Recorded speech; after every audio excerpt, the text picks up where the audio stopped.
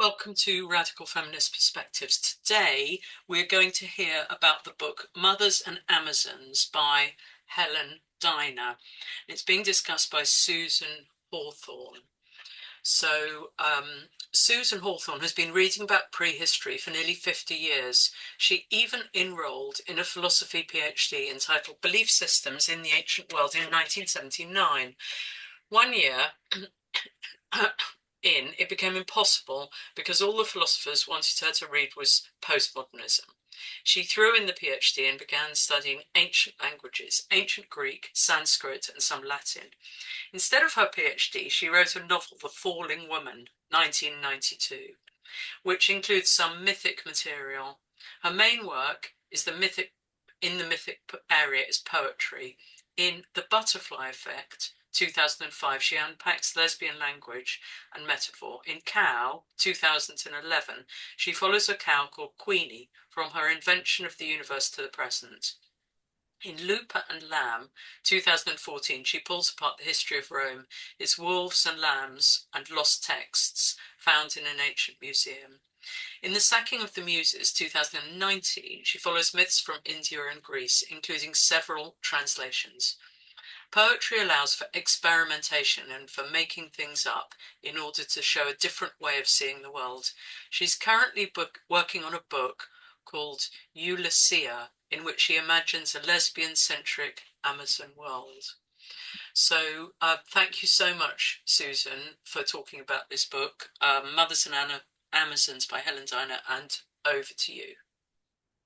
Thank you very much, Jo. I'm just going to tell you that Helen Diner was an anglicised name of Bertha Eckstein Diener, who came from Austria. It was first published in 1932 in German, and an earlier English language edition was published in 1965. But what pictures you can see in the PowerPoint, the one on the left is my very dog-eared version, and that was published by Anchor Books in 1973 and translated by Brigitte Berger. And the one on the left is just another edition. I don't know entirely what, maybe the English edition rather than the American. Anyway, I read Mothers and Amazons in the 1970s. Published in the US in 1973, but written by Helen Diner between 1925 and 1931. I'm uncertain about the particular year I read the book, but suspect it was probably after travelling to London in late 1976, after writing my thesis on In Defence of Separatism, living in a squat filled with Australian lesbians who were involved in the matriarchy study group. I then travelled with my partner by boat, night train and hitchhiking through Europe via a women's dance in Amsterdam, a lesbian-owned flat in Paris in the 14th arrondissement, meetings of the English language lesbians group in Paris, a homestay with a Swiss lesbian in Zurich, and then by train to Italy and boat to Greece. On my travels, I read the Greek Myths Volumes 1 and 2 by Robert Graves. By the time we reached Greece 2 months later, I was primed for my visit to the museum in Heraklion in Crete. I remember the incredible tiny seal stones with their goddesses and bees, the snake goddesses of Crete, the huge double axes in the corner of the room, 3 of them, and the pithoi, the huge vessels that would have been filled with olive oil and honey. I also remember vividly my trips to Knossos, Festos, Hagia Triadia, and Gornia. I tell you all of this because it was the background against which I read Mothers and Amazons. Can we have the next slide? Okay, so this is Bertha Eckstein Diener, and I've already told you about that. So that's her in 1902. So while the book was written in the late 20s, early 30s, she was not the first to write about a time when patriarchy was not the norm. She also read the work of Swiss jurist Johann Jakob Bachhofen, who in 1861 published Das Mutterrecht, Mother Right, Myth, Religion and Mother Rights, which was its English title, was published in English in 1967. And she draws on his historical and anthropological research. She also read the work of French historian Robert Briffaut, The Mothers, which in English came out in 1927, 59 and 77. I don't think that Helen Diner read English, in which case she missed the work of Jane Ellen Harrison, a classicist, a lesbian in a relationship with writer Hope Mirrlees, and a friend of Virginia Woolf. In fact, in her 1921 book called Epilegomena to the Study of Greek Religion, it has the following dedication: to Hope, in remembrance of Spanish nights and days, followed by 4 lines of text in Arabic, and I wonder what she didn't want us to understand. Anyway, I first heard Harrison's name in that squat in London. Jane Ellen Harrison wrote about Greek mythology, ritual and theatre, and gave it quite a twist because she looked at the stories and rituals that centred on women. Perhaps she might be the subject of another WDI talk. She wrote 2 influential books, Prolegomena to the Study of Greek Religion, which is just a fancy way of saying introduction, and Themis, a study of the social origins of Greek religion, 1911, as well as others. I'm telling you all of this because it gives a lesbian and radical feminist context to all that I have to say about Helen Diner's book, Mothers and Amazons. I'm pretty sure that lesbians read it because of the word Amazons in the title. I know I did. In the first chapter of the book, it's called Parthenogenesis. For young lesbians in the 1970s, this was an enticing idea. Parthenogenesis gets rid of the troublesome idea of men, and so for young separatists, it was pretty interesting to discuss. Diner writes about the Greek goddess Gaia as the primal vagina on page 2, as well as other primal goddess figures from Babylonia, Norse, Indian, and Hittite traditions. In spite of this, male gods keep appearing, so they are not truly parthenogenetic because that results only in the birth of females. Still, she persists with sentences such as these. Early myths reflect biological primal conditions in a parthenogenetic image consisting of scenes so revolutionary and fantastic that they transpire nowadays in life only in the deep sea. That's on page 4. These ideas, she argues, arise because prior to the recognition of paternity, it looked as though all life was generated by the female body. Unfortunately, some of the material she draws on, especially in relation to Africans and Indigenous Australians, is quite racist in its expression. One other idea is that proposed by the Indo-Europeans, namely that, quote, in the beginning is the word. She looks at the Vedic word vach, meaning word, speech, language, and quotes the goddess Vach, speaking of a, quote, roaring mouth that's like a gust of wind passing through the sky and over the earth. Words are extremely powerful, but the Indo-Europeans brought patriarchy with them, which sadly silenced women. The next chapter, Black and White Egg Mothers. This chapter gets interesting when she moves on to the subject of women as weavers. It was considered a female invention and a kind of projection of the sex organ, for the labia of the vulva resembles the flax comb or the weaver's reed, whose teeth separate the individual threads. This comb is everywhere an object of religious worship and an ancient symbol of woman. That's page 17. She points out that women's skill at knotting is still significant and that the necktie was originally a protective knot against diseases. If weaving is your thing, read Elizabeth Wayland Barber's women's work, The First 20,000 Years. It's a really great book, made me see the world completely differently. Dinah makes reference to the Eleusinian mysteries, a woman-centered mystery, so-called cult, which was secret and remains secret. Nearly all of women's religions are called cults.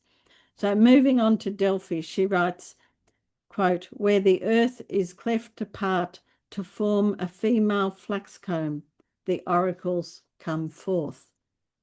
We went to Delphi a couple of years ago. I didn't notice that part, but there you go. But Delphi became the playground of the upstart god Apollo, who took over this female space and took credit for all of its prophecies too, rightly called. Dinah calls this the Apollonian principle. They look like nice boys, play the lyre, spout poetry, but will rape you and steal from you at their first chance. Next chapter on matriarchy. She writes, veneration of woman as a goddess would have been incompatible with making her a slave on earth. For this chapter, she draws on Bachofen, defining matriarchy as descent and female genealogy, where mothers count, fathers are less important than brothers or uncles. The mother's brother often plays a key role. She notes the distinction in Latin of patrus, father's brother, and avunculus, mother's brother. In matrilineal societies, the difference matters, and I'll say a bit more about this later. Occasionally, I'm really surprised by her sentences, such as this one, quote, Sumer had 64,000 years of uninterrupted history, perhaps even 400,000 years before the Great Flood. I was very surprised to read that. But since I began reading in this field, human history keeps on being pushed back. But this was not a mainstream idea in the 1930s, even less so in the 1960s, when we heard that it was creatures from outer space who colonized Earth, like Eric von Daniken's Chariots of the Gods, published in 1968. As more knowledge about the importance of women in the development of culture appears, the patriarchs create new false stories. Against this, she returns to language and notes that we say in English matrimony, not patrimony, motherland and not fatherland. Of course, in German, you do say fatherland. And importantly, I would add mother tongue, not father tongue. In a matri-centered society, the husband is not a blood relative. In fact, he's not even really considered a relative. If you know the story of Orestes and Clytemnestra, you can see the elements of a transition from what's called matriarchy to patriarchy.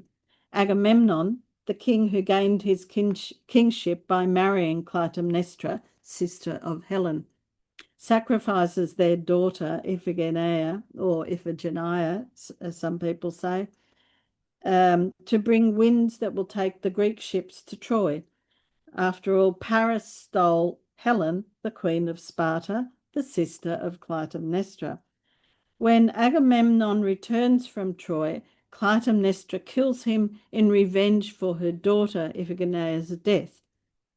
She says he is no relative of hers, but when Orestes kills Clytemnestra, matricide, the ancient Erinyes hound him.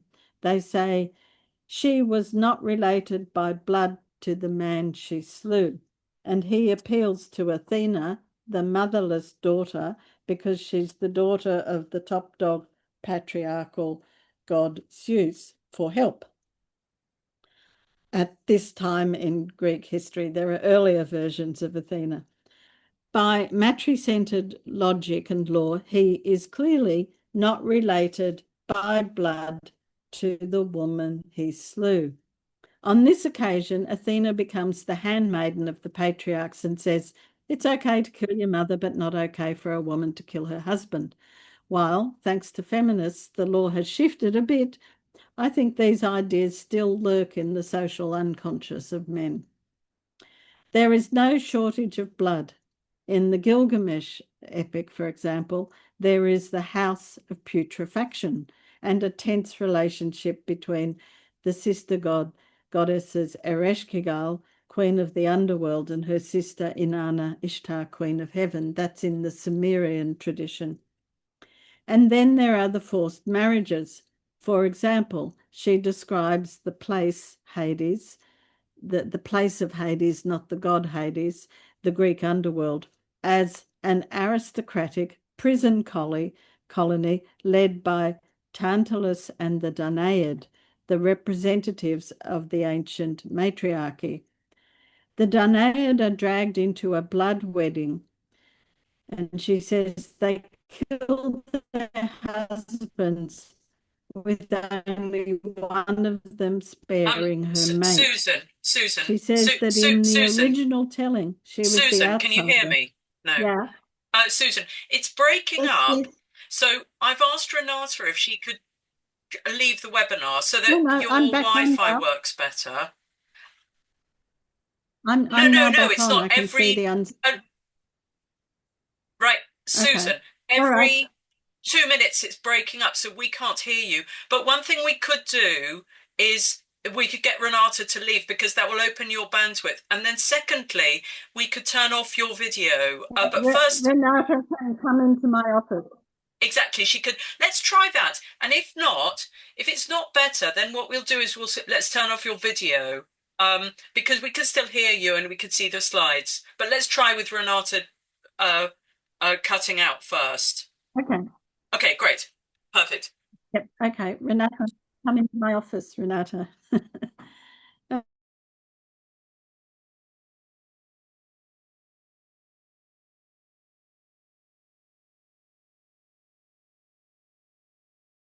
Okay, now where was I? One of them spared her mate, and in the original became the praiseworthy exception, and that the Danaid never regret their action. So there is a lot of, killing and blood and all the rest in this transition period. In the chapter called The Changing Nature of Matriarchies, she writes about Eurocentric scholarship. She says it suggests that in primitive societies, men will be on the top rung. She challenges this, but she wrongly states that the exceptions are Melanesia and Australian Aboriginal societies. Granted, however, that the first book about women's traditions in Australia was Phyllis Carberry's The Position of Women in an Australian Aboriginal Society, and that was only published in 1939, well after she had written her book. So, not excused, but understandable. Prior to this, all books on Australian Indigenous culture were about men and men's ideas, and some of them were pretty disastrous. She was, of course, attacked by the male anthropological establishment, Phyllis Carberry, that is. Dinah argues that it is the relation of domination that makes women submissive and cites a number of societies in which women dominate, and in those societies, the men become submissive. So she argues that it's the practice of domination that creates the behavior. But I'm not familiar with these examples, so I really have to move on. In the chapter on symbol, she writes that the symbol of the egg takes up most of this chapter. She says that the egg symbol is found wherever people celebrate a serious occasion of irreversible consequence, that is, birth, wedding, death. The breaking of the eggshell carries symbolic importance and such a strong visual experience. Think of Easter, from the goddess name Eastra, and of course connected to words like estrogen. Dinah argues that the patriarchs created a counter egg, e.g., the phoenix myth, or the mirror egg of immortality, which is hollow and represents both an egg and a sarcophagus, that is, birth and death, or Athena, born from the head of Zeus, or Dionysus from his thigh. Note that these are not mortal eggs, but immortal ones. The patriarchy longs for immortality, and I wonder, is it blood envy? She writes that the maternal egg form has been retained but no longer contains the original cause, that fertilization occurs by contact with the immaterial power of fire. To me, this sounds awfully like the combination of in vitro fertilization and trans ideology. Father emerges from Sun, S-U-N, and Son, S-O-N, emerges from Father, created by the sun's ray, immaculately conceived without a mother. She has a brief section on cowrie shells and their obvious vulval shape. Ennius, from the 3rd century BCE, calls them matriculus, i.e., a small matrix. Matrix has the same origins as mater, mother, meter, and much more. I'm skipping a few chapters and moving on to the chapters about Amazons. I love reading about Amazons because, on the whole, the history of Amazons misrepresents so much that it's worth reading between the lines to find more interesting stories. If after this talk you want to read more on Amazons, the book to read by Adrienne Meyer is The Amazons, Lives and Legends of Warrior Women Across the Ancient World. It was published in 2014. Returning to Helen Diner, her take on Amazons is both fascinating and flawed. Last year in Athens, if you can put the next slide up, I visited the Acropolis Museum. It's fantastic because you can see all the massive friezes from the Parthenon. The Greek fought major battles were represented on the metopes around the top of the Parthenon. They are the battles against the giants, the Amazons, between the centaurs and Lapiths, and against the Trojans. And it strikes me that most of these are battles against societies that are not male dominated, although, of course, the centaurs are definitely that, drunkards as well. One often hears that Amazons were mythical women, but the Amazons laid siege to the Greeks for months, to Athens for months. And if they were mythical, why are they given such prominence in the architecture, sculpture, and history of Athens? Dinah says that the battle with the Amazons was commemorated with a festival each year. The Greeks, I suggested, wanted to make them invisible, just as we see with trans and others today. And you can see that these are the photo here. The Amazons are not in very good shape at all. But they're called Amazon overcoming a Greek on the left and an Amazon struggling with a Greek on the right. And the next slide, please. The next one is a mounted Amazon at the Acropolis, which the Acropolis Museum guide suggests might be Queen Antiope. Her name means opposing gaze. But if you're in London, and I hope a number of you are or will go to London, and you want to see some Amazons, go to the British Museum, Gallery 23. Can we see the next slide, please? The Bassett frieze in the Lawrence and Barbara Fleischmann Gallery, these are much better, and because it's at eye height, the photos are also better, but also they are a much better condition, as you can see. I mean, this is clearly an Amazon, and she's really going for it. And if you go to the next slide as well, you can see that this Amazon is definitely fighting back. So I was really struck by these images and how different they were from the Parthenon. I mean, one of the advantages is the ones on the Parthenon have been outdoors for a couple of thousand years, and these ones were in a temple, so that helped them be in better condition. But it's also because they are smaller and you can get up close and you can take pictures of them that are so much better. But Dinah says, was there ever a man-hating army with clanging tresses and awesome customs?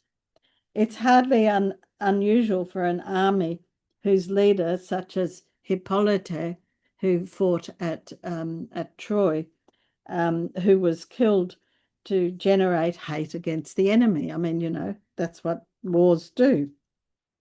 But no one asks if the Lapiths hated Greeks, and historians have argued that the Scythian names of the Amazons are phantoms of the Greek imagination.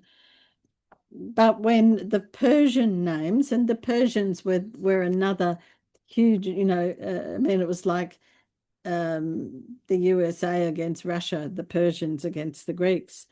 But when the Persian names in Xenophon's Anabasis are translated into Greek, they are not considered phantoms. So there's all this, making invisible and turning into some abstract idea that happens when you mention the word Amazon or woman. So Dinah is right about where the Amazons come from, namely between the Black Sea and the Caspian Sea. This accords with recent research. She also points to the Ossetians, who are in that bit just south of Russia and near Armenia and Azerbaijan, that little area. And recent linguistic and DNA scholarship supports this. The bombing of Ukraine will probably destroy much of the archaeological evidence. The Amazons are seen as extreme and, quote, roaming daughter realms, where young boys are intentionally crippled. They are recorded as, quote, conquerors, horse tamers, and huntresses who gave birth to children who did not nurse or rear them. They were an extreme feminist wing of a young human race whose other extreme consisted of the stringent patriarchies. I think that's a rather good quote. It's refreshing to read a sentence such as this, putting an emphasis on the dominating practices of men. If you're planning to go on an Amazon trip, you will need a car and time to travel to Turkey. The places that we found when we visited Turkey a couple of years ago found that had histories of and sometimes monuments to Amazons are along the stretch of the Black Sea coast. Can we have the next slide, please? Starting west of Trabzon. Particular towns to explore are Unye, Terme, Samsun, and Sinop. Among the most famous Amazons are the Thermodontines from Themyscira, which is modern-day Terme, where I took these photos. They are referred to in the Iliad as they fought on side with the Trojans, where Homer claims that Achilles killed Penthesilea. And the Trojans were basically, I mean, they weren't a matriarchy, but they were probably matrilineal. And Hecuba, who was the queen, I mean, she was, Priam got his power from Hecuba in the same way that Agamemnon got his power from Clytemnestra, etc. So, yeah, so these two photos are in a car park next to a petrol station, as I recall, and they're both the same statue, but they're rather wonderful. Back to Dinah. She says that the Thermodontine Amazons had a reputation for, quote, gentleness and foresight and treating those they fought and beat in battle well. In other words, they didn't go on post-war massacres. They were also known for founding cities including Smyrna, Sinope, Mytilene, and she associates them with Artemis of Ephesus. And in the next photo slide, you see a photo of Artemis of Ephesus, which is in the Selçuk Museum in Turkey. We have the next slide, please.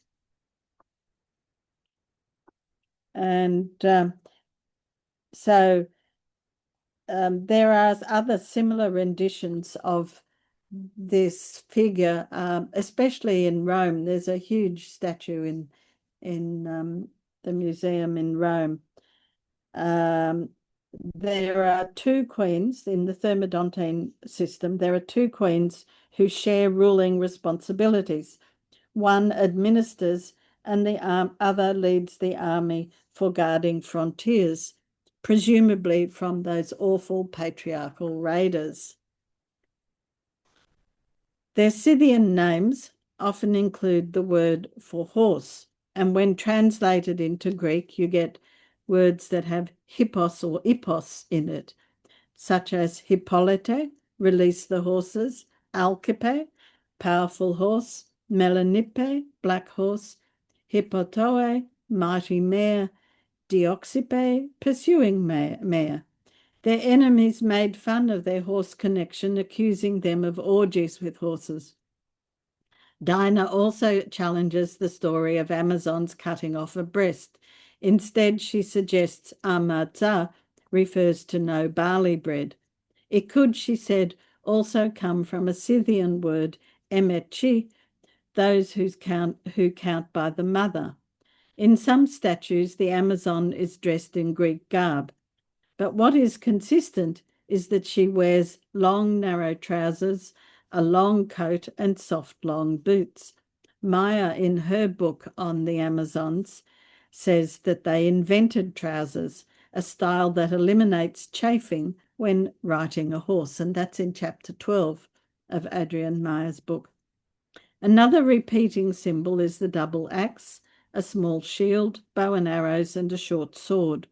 All of these made it possible to use them from horseback and be lightweight.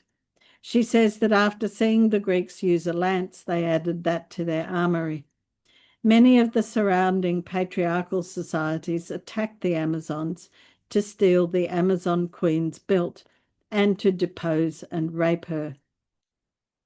Around the 13th century BCE, Hercules and Theseus together attacked the undefended city and Hippolyta, while the second queen, Orythea, mountain ranging, was away defending the border.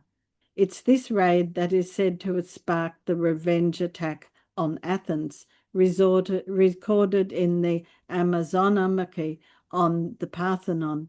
Some say that the Athenians won, some say the Amazons won. Whatever the case, the Amazons gave the Athenians a run for their money. It is the same Amazons who in the 12th century BCE, led by Penthesilea, went to fight on behalf of the Trojans.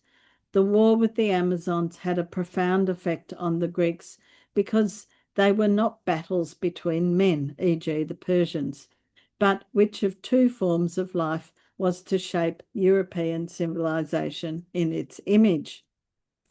In addition to the Black Sea Caucasus region, North Africa, she writes, seems to have abounded with Amazon tribes, especially from Libya.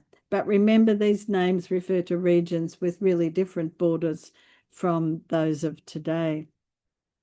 It is said that this is where the figure of the Gorgon comes from, whom Perseus pursued. He killed the Gorgon queen Medusa. She, with the snake hair, has her revenge, and simply by looking at a man, he will die. The Gorgons, though having a reputation as great fighters, even conquerors, are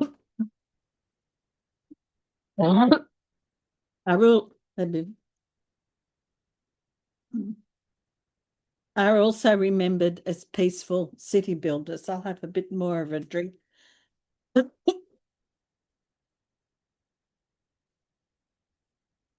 So where did the Amazons go after these patriarchal wars? Among the places listed by Dinah are the Magrizi, a Hamitic Amazon tribe between the Nile and the Red Sea, the Saurimatians on the far side of the Don, the Iranian people of the Scythians who lived on the Danube, Sarmatians whose territory crossed with the Scythians and Saurimatians. She says that Lithuania had a female cavalry. And in Central Europe, the kingdom, which is a bit odd to use, of Libussa and Valeska, who had a Bohemian Girls' War. Slavic, Scandinavian, and Irish legends also suggest Amazonian societies. And she writes a bit more about Greece, but I'll go on to talking about India. She points to Assam. Today, there are still matrilineal societies that exist in Assam. If you want to read a bit more about that, see Giti Tadani for more on India, Möbius strips, digressions from India's highways. She covers a rich tradition of goddesses, but in the ancient world there were also the Shaka, who were described as Indo-Scythians. And it's interesting in Sanskrit, the way that they talk about the Shaka is they sound like they are vomiting when they speak. And the word barbarian basically means somebody who sounds like they're going bar, bar, bar. So there's a lot of insulting language there too. She also mentions the people of the Malabar coast, the Nair or Naya, who are more likely matrilineal.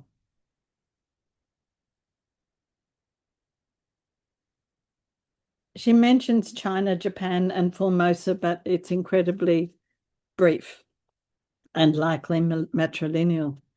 If you do want to know more about matristic societies around the world, check out Invisible Women of Prehistory, 3 Million Years of Peace, 6,000 Years of War by Judy Foster, which includes a fabulous timeline at the beginning of the book and throughout. Then I always get confused between the Lycians, the Lydians, and the Carians, who seem to be matrilineal, and they live in what is today Western, Southwestern, and South Turkey. They have some connection with Cretan culture and likely some sort of cultural memory of a place like Çatalhöyük, which has become a key archaeological site for any scholar interested in gynocracy, matriarchy, etc. But Dinah's language about Amazons is very loose. Some women, such as the Mysians, fought on horseback under the leadership of their queen, while a Carian queen, Artemisia, was part of the Persian army of Xerxes when they fought the Greeks in 480 BCE.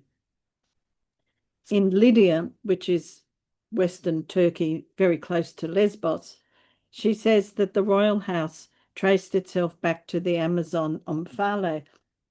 But in Greek, the word omphalos means navel of the earth, and they appear absolutely everywhere. Wherever a people springs up, there's an omphalos. There's another omphalos in Delphi, for example. So I read these with a grain of salt. At the end of this chapter, she writes that the women of the Babylonian culture had a literary language, emesal, which was spoken only by women, such as the language in China called Nushu. I think there might be another slide after that. If you look it up, it says emesal, fine speech, the women's dialect of Sumerian. No, I didn't put this in. Used in laments and temple liturgies and for direct speech of goddesses. So interesting stuff that the women had their own secret languages. In 2013-14, I spent 6 months in Rome writing my poetry collection, Lupa and Lamb. I did not find any Amazons, but as in Greece, there are many ancient stories in which women wield considerable power She points to the matriarchal Etruscans and Volsci with their Amazon queen and their priestess Camilla. She named some of the enemies of Rome: Carthaginians, Egyptians, Scythians, Celts, and Teutons. And there are stories of systemic violence against women.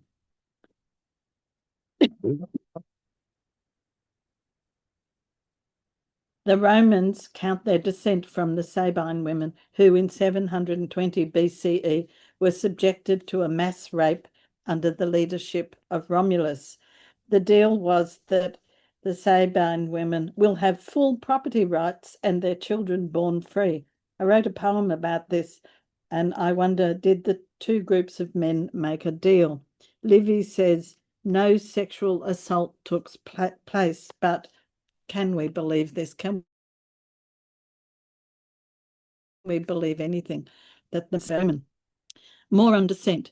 She says that the Latins are named after Latia, wife of Saturn, and the Romans called themselves Quirites, a name drawn from their Sabine line.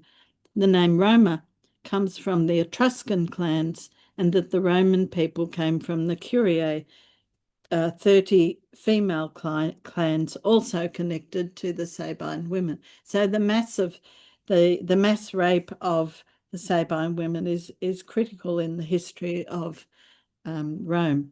And then the men took over. Despite these historical memories, and they proceeded to pretty much lock up the women. Goddesses like Ceres, whose name gives us the word cereal, are listed among those in Rome, and she's the same as Demeter in the Greek tradition.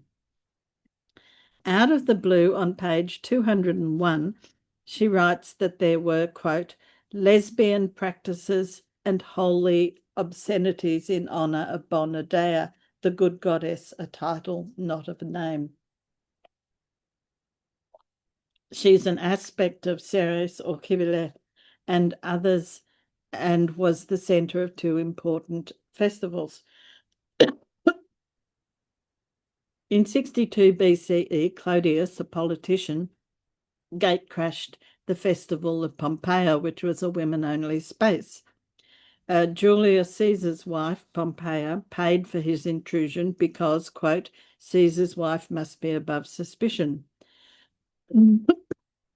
Clodius was found not guilty. Pompeia was divorced. I have heard that Pompeia was some sort of nymphomaniac, but obviously this is a typical patriarchal lie. There's a short chapter on the Celts in which Boadicea or Boudica is mentioned, as well as the Gaelic matriarchies of Ireland and Scotland, and she writes that matriarchy lasted well into the Christian era in the British Isles. The Teutons get a similarly short chapter. She points to the need for a queen with a heritage that the king can take over. Marrying the queen of the land seems to have a long life. So back to Clytemnestra, Helen, but also the Medea story. The book concludes with a chapter on theories of matriarchies, all of which would be hard-pressed to be considered seriously these days. She's quite rude about the Marxists, whom she describes as lacking the depth of creative contemplation. On the final page of her book, she says, quote, historical materialism views world history with the mentality of a petty union official. So that's where she ends pretty much. And I'm happy to talk more if anyone has any questions. Where are we up to? Oh, we've still got 15 minutes. Sorry about my coughing. Susan, I'm going to show the slides of your references, and perhaps you could talk through the references for us. Sure. Sure. I'll just get the slide up.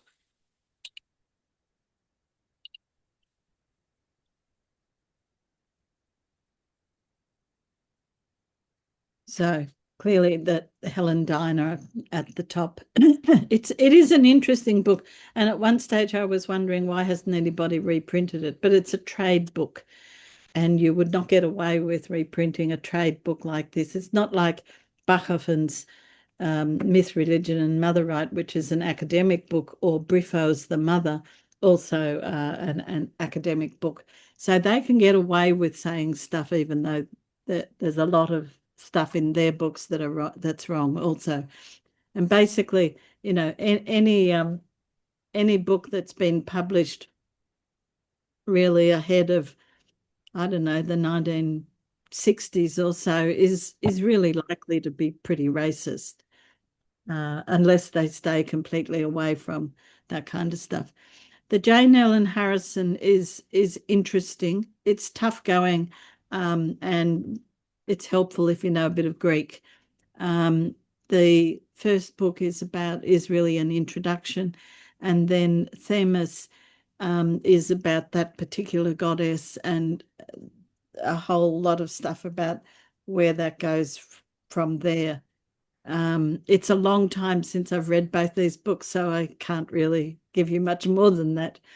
But they are fascinating, and I remember when I read them in the 1980s, I was really taken. Phyllis Carberry's book is is old, published in 1939, and of course there are many more books written since then. Diane Bell's work, Daughters of the Dreaming, and her other book, Narrandjeri Wurrung, and others are much more interesting in terms of what can be said about Indigenous women's lives, secret women's business, and the power that the Aboriginal women in their own communities have. That's because they keep men's business and women's business separate. Adrienne Meyer, a big fat book on the Amazons, absolutely fascinating, and really I'd read that ahead of rereading Mothers and Amazons. But it's interesting to see the crossovers and the differences. Giti Tadani is a book about she's a lesbian, Indian lesbian who drives around India trying to find places, archaeological sites, and what has been done to the histories of women in those places. And we published it back in 2003. Judy Foster's Invisible Women of Prehistory, 3 Million Years of Peace, 6,000 Years of War, is really fascinating. I'll just pull a copy out and we can see it maybe when we go off this slide. It's extraordinary. It has the most fantastic timelines at the beginning and throughout, and she basically covers the whole range of different cultures. It's more about matriarchy. It doesn't really have anything in it about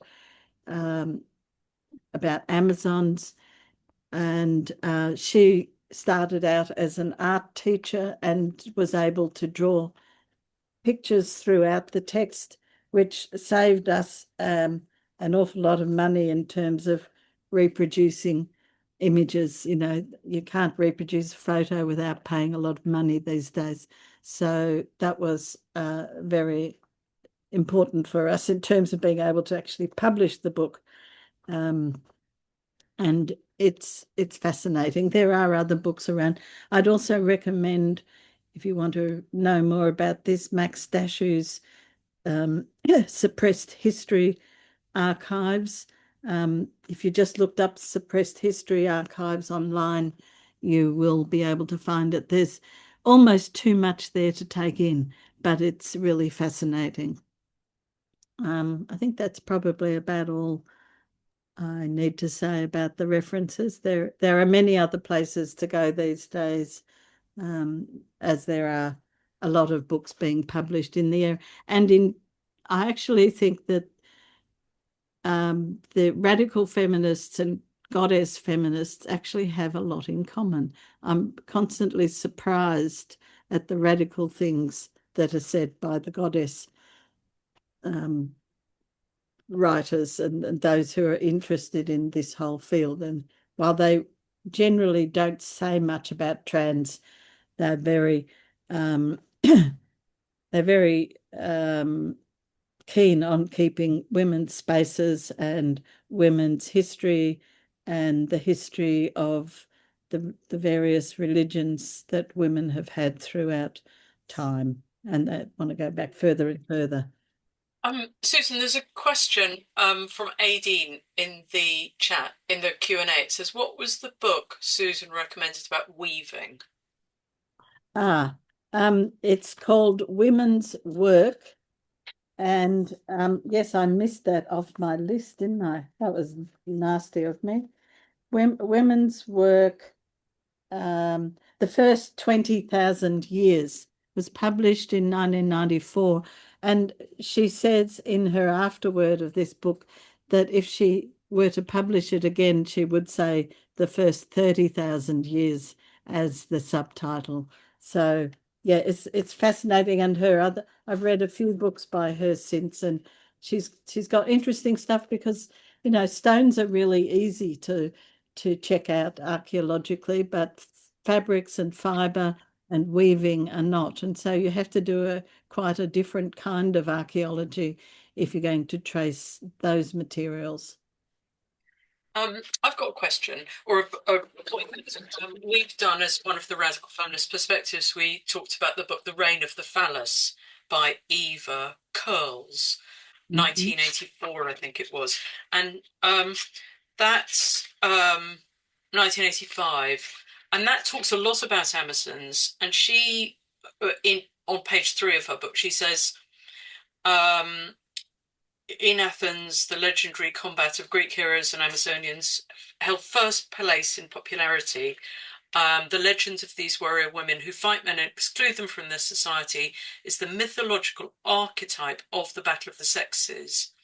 Mhm. And she says that the sort of that there were it says in classical antiquity, over 800 portrayals of Amazons have survived, and that they were a sort of constant reminder of the need for patriarchy because women would threaten men. Yeah. What about that book, and what about that uh, angle? I don't know the book at all, but I think she's right in lots of ways. And I think that, yeah, keeping the Amazonabaki up on the Parthenon wall for such a long time is a reminder to the men that the women will take over if you don't keep them in line. And clearly that's what they were trying to do. But you know, the Amazons also certainly fought back. And the fact that um, Orithea, you know, attacked Amazon, attacked Athens after Hippolyta's belt, Queen's belt, had been stolen. I mean, that was a really that was such an insulting thing to do to the Amazon Queen and deserved a response. And I hadn't realized until fairly recently that they had been in Athens for something like 4 months or four, no, was it 4 years, did I say? Um, Was this a women-only army, or was it an army that just was a woman was running it? well, they were armies of women, and they were women on horseback. And the thing is that the nomadic culture from which they come, which is the Scythians generally, and it's quite, I've been reading a lot on Scythians and trying to figure all of this out myself. Um, that nomadic culture, I mean, they lived on horses, they rode horses, they fought on horses, and you know they were really quick. And if you have a look, there are occasionally things on Facebook where you see an image of a woman turning around with a bow and arrow like that and shooting. And it's amazing twist of the body and being able to, you know, fire an arrow, you know, through a parrot's eye, that sort of thing. So there's plenty of evidence of that, and there are groups of women in China these days who still do that, and no doubt there are many others, across Central Asia, Kazakhstan, and other similar places where there are probably nomadic groups where some of these things are still done. I still haven't sorted it all out, because it's really, there are so many contradictory stories. That's part of the problem. And I mean, Helen Diner got some of it right and she got a fair bit of it wrong. But the fact that she got some of it right is really a credit to her, because there wasn't a lot of information around at that stage. Yeah, yeah, it's really interesting. Well, I can't see any more. Oh no, there's a couple of questions about now. This you might not know the answer to this, but saying this is from Sheila. I read her saying it. So, how did these Amazons have babies? In what way was that done? But maybe there's no information on that. But I what don't think did you find that out? I don't think there's any information on that, but in a poem I wrote, I surmised that, the locals say that, that we don't know how to have babies, and we just go over the mountains at some point. We have sex and then we come home and we raise them. But, I mean, that's the great value of being able to write a poem that's an imagined reality. Um, and I mean, I assume that there were men that they had sex with. They probably kept the girls. If they didn't want to keep the boys, they probably passed them over to another group of people that wanted boys. I don't know. We're making stuff up at this stage. Um, but Yeah, that's because I mean Herodotus is pretty good on some of this stuff. If you want to go back to reading the classics. But he's not bad, and Bachhofen and Briffo are interesting too. But the more recent stuff only goes a bit further. But basically, nobody's interested in Amazons. I mean, lesbians are interested in Amazons, but not lots of scholars are. And you want to destroy your career, you know, do a study of Amazons. You yeah. probably And I wouldn't mean, get I a guess the promotion. Max Dashu stuff. I think if anybody follows what Max is doing, she comes up with huge amounts of evidence, doesn't she? And then shares it. So I mean, I've tried a couple of times to see if she'll come and talk with us, and I think she's so busy or doing her thing. But I'll try again because that would be really interesting follow She, up. she Um, did say to me that one of the reasons why she doesn't come is because it's 2 a.m. where she lives when the seminars are on. So, yes. the time zones are really difficult for all of us. Yeah, yeah, yeah, you can definitely see that. Okay, well, thank you very much. And there are breakout rooms, so I think we've put the breakout rooms up, so it might be that Susan, are you able to come to the breakout room for a couple of minutes? Yeah, okay. All right. Okay, well, that's fantastic. So, Okay. so anybody wanting to continue the conversation, go along to the breakout rooms, and we'll put this up on YouTube. People were saying, okay, thanks very much, Susan. See you soon. Thank you. Bye. Bye.